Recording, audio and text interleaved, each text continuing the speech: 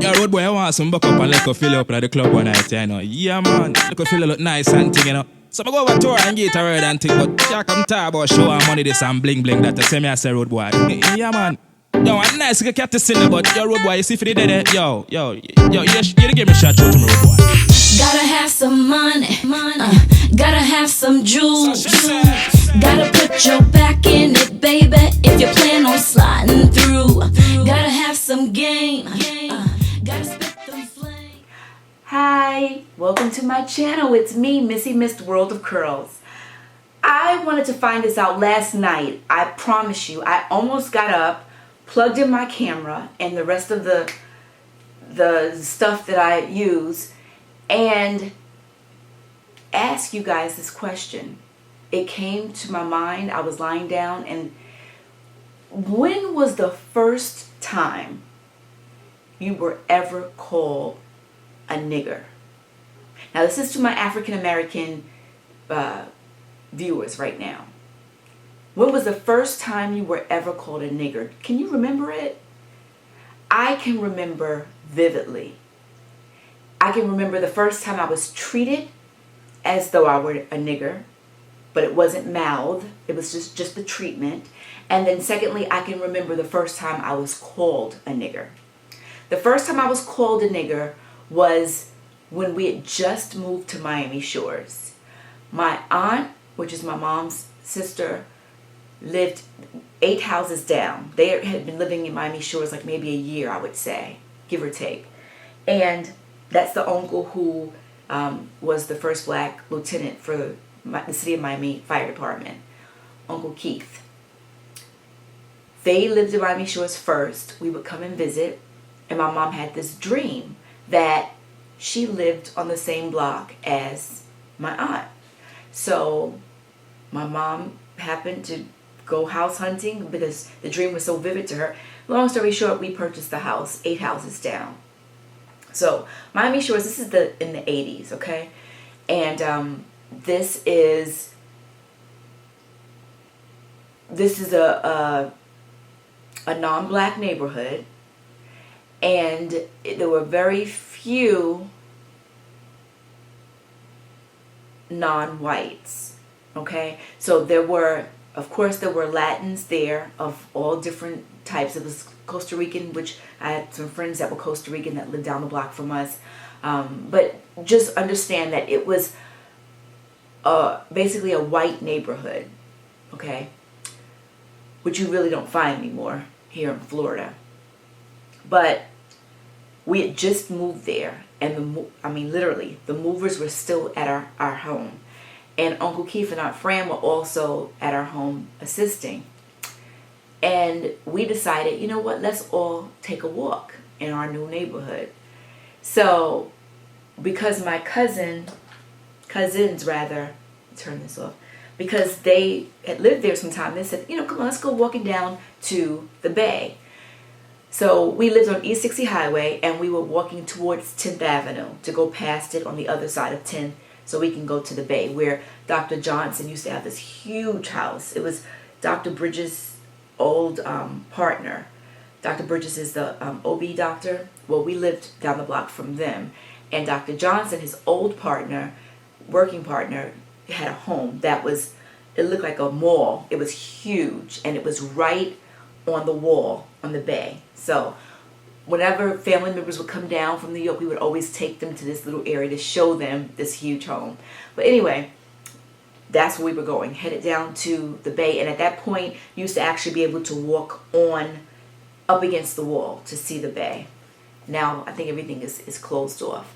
But anyway, so we're walking in the middle of the street because on this part of the block, there are no sidewalks. Okay, so we're in the street. And of course, dogs are barking because that's what dogs do. They bark, okay? Well, the dogs must have rattled one of the neighbors because I heard her door open. So I turned around, being the only female. All my male cousins and brothers, you know, was still walking in stride. I turned around and she yelled, "What are you doing?" So we all stopped. We were taught to, you know, we listened to adults. And we had manners. So we turned around. We weren't sure if she was speaking to us or someone in her home. So she says it again, "What are you doing in this neighborhood? You niggers, go home." I can remember just stopping and feeling hurt because she was calling us a nigger, confused because we were in our neighborhood. That go home where? We lived down the block. And thirdly, that it was an adult that was spewing this horrible rhetoric.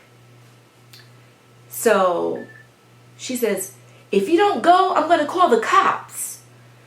So before we knew it, my brother said, "My dad is a cop and we are in our neighborhood."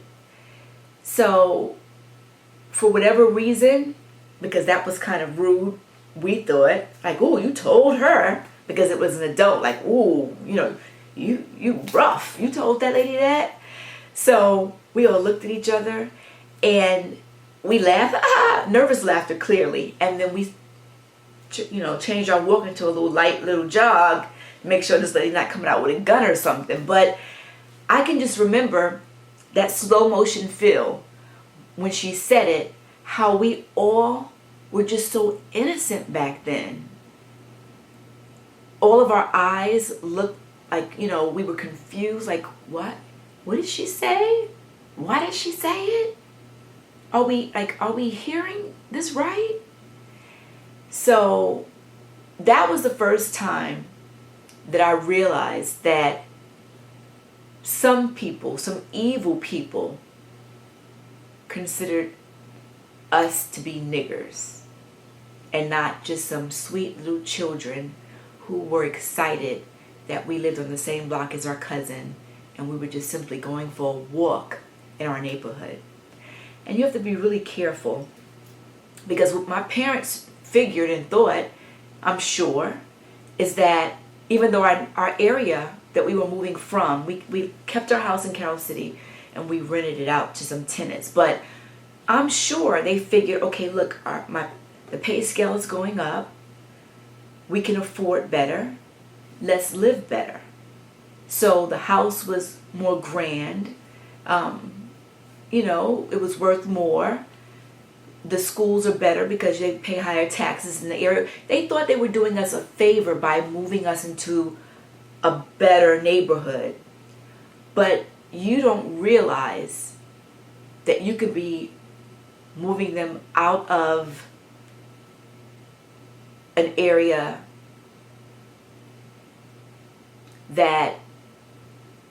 an area that was better for us into an area that can teach you just a whole bunch of horrible things. Because one of my family members stated that they had never seen so much drugs just readily available to them until we moved to that area. They mentioned they had never seen so much disrespect to parents until we moved into that area. So a lot of times when you think that you're doing your children a favor, you're helping them by moving them into these upper class neighborhoods, they're learning a whole bunch of stuff that they would have never learned in the old neighborhood when there were people that looked just like them. That basically that's what the neighborhoods were made up of. So we lived there for some time. We met some great people, don't get me wrong, people that we're still friends with today. But so much happened to that whole Miami Shores crew, and most of it was not good. I mean, there are just stories that are out of this world. Just the drugs that you saw people just get strung out right before your eyes. Like, wow, how did that happen? Just by way of parents having it, parents selling it, things that's going on in the schools. It's just rough. You have to really watch your kids, watch your children, watch your kids. I'm telling you. I thank God I never tried any of that stuff. I was always a leader, never a follower. But so much took place in Miami Shores. Oh, it's not even funny. But that was the first time that I was called a nigger. The first time I was treated as such, I'll never forget, it was at Carroll City Elementary. Now this is when call waiting and three-way calling and that whole phone stuff was just being implemented, okay, through Bell South. It used to be called Southern Bell. And, excuse me for a minute.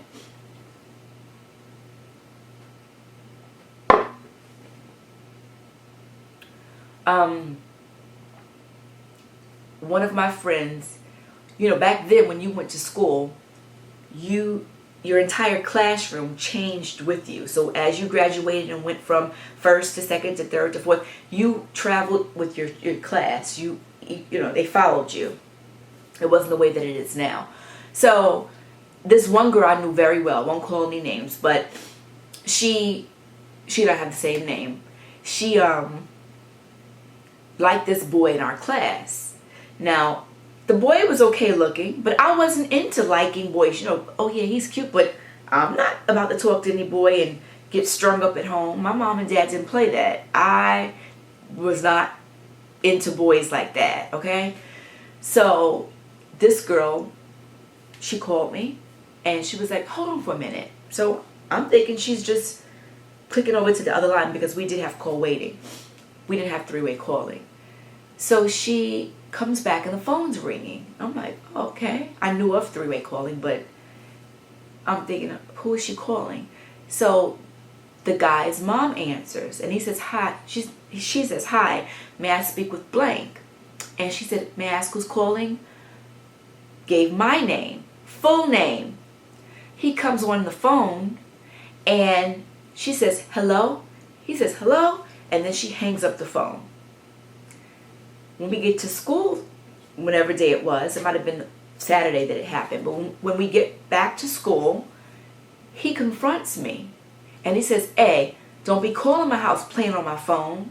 Now, number one, I find it very hard to let my ego and my id and all that stuff is always in place and intact and ready. So by him even thinking that I called him and played on his phone and he's going to check me, I was like, look, I didn't call your number. I don't have your number. That was blank blank, and pointed to her that called. No, I didn't. Yes, you did. Why are you lying? Like, why are you lying about this? I don't have three-way calling. I don't have your number. She called you. Well, both of you better stop playing on my phone. And I'm thinking, don't flatter yourself, flat face. Somebody called you. Well, we get outside to use the restroom. I asked to use the restroom.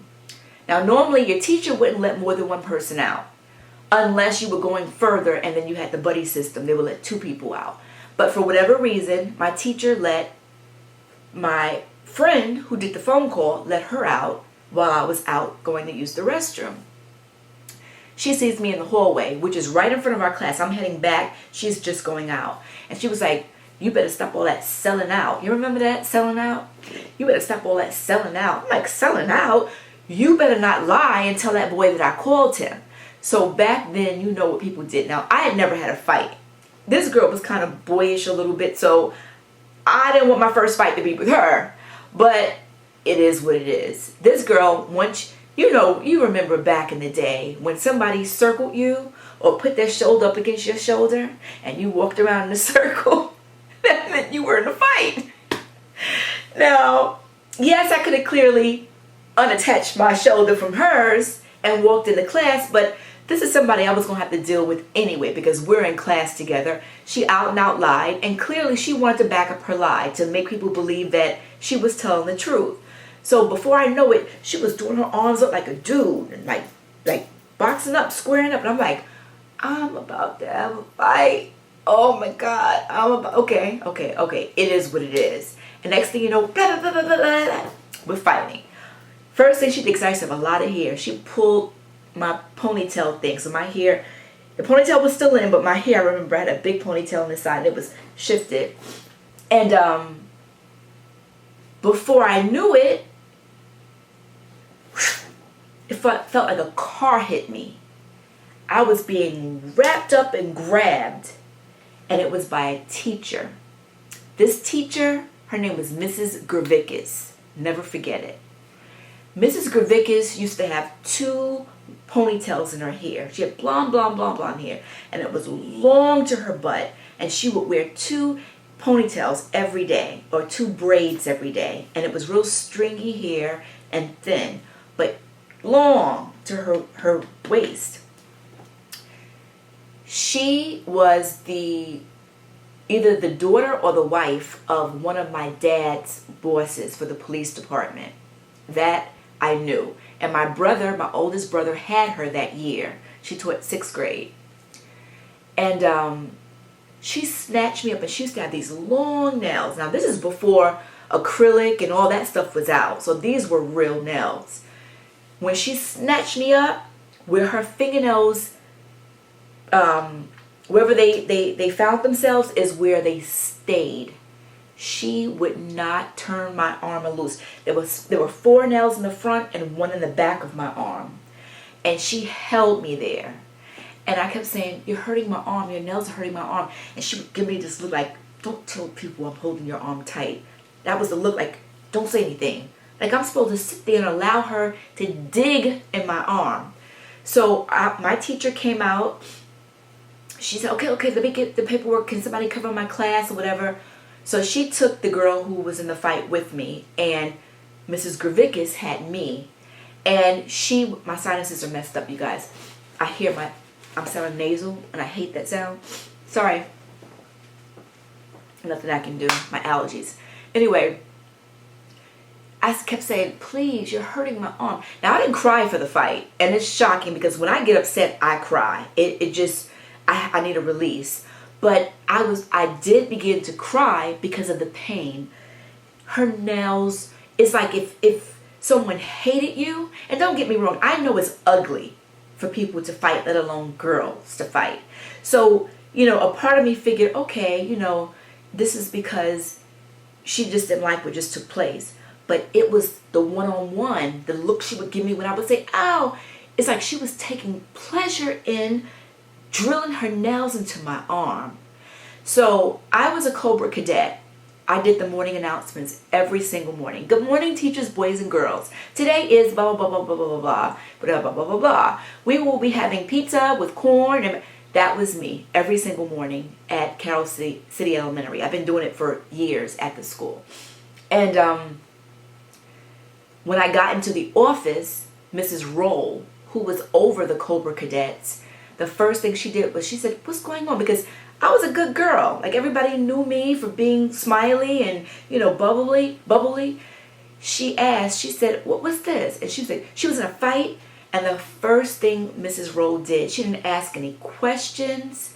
She didn't, because again, I was the innocent party in that fight. Like, I didn't want to fight. This girl lied on me and had this boy thinking I called. All I asked her to do was not to lie. She's the one who followed me and said, "Stop selling out," and locked up on my shoulder. So what am I supposed to do? I'm still hot about this jump.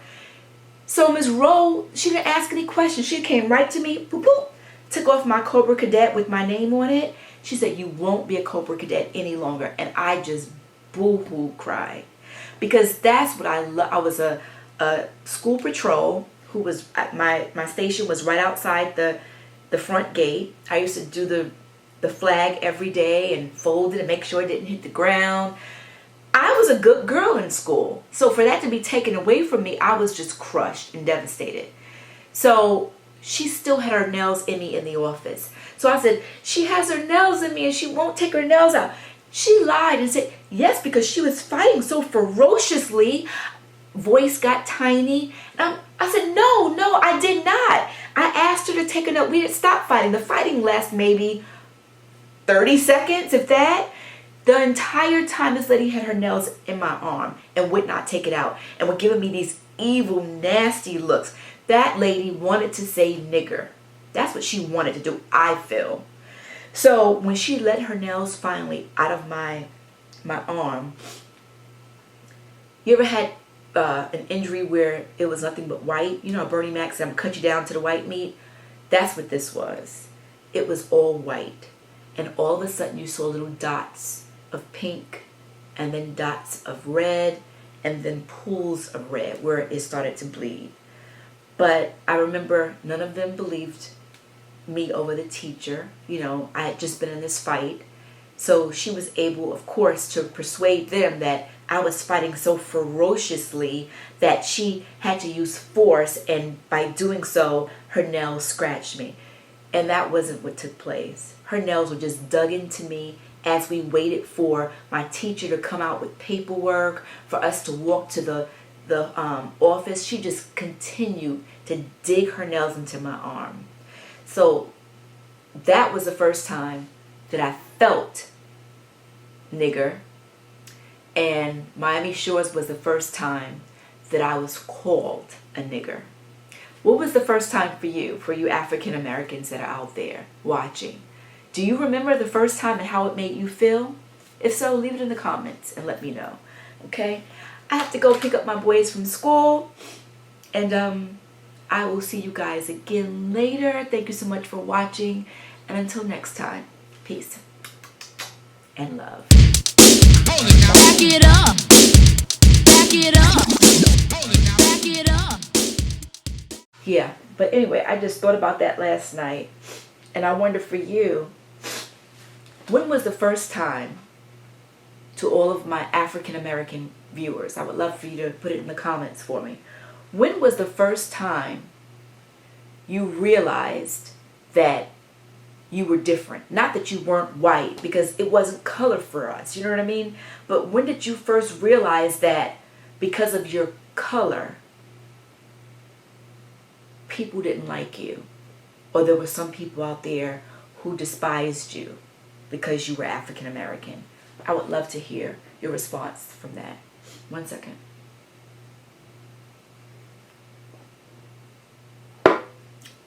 So that's all I have for you today. I just wanted to find out. Wanted to share that story, and just let me know if it's ever happened to you. Who was the first person to call you nigger? And don't tell me my cousin or my brother. I'm not talking about nigga. I'm talking about nigger. Nigger. N-I-G-G-E-R. Nigger. Let me know, okay? Thank you so much for listening and allowing me to share my little thought that I wanted to talk about last night with you on today. Alrighty? Peace and love. Thanks so much for watching. Until next time. Bye.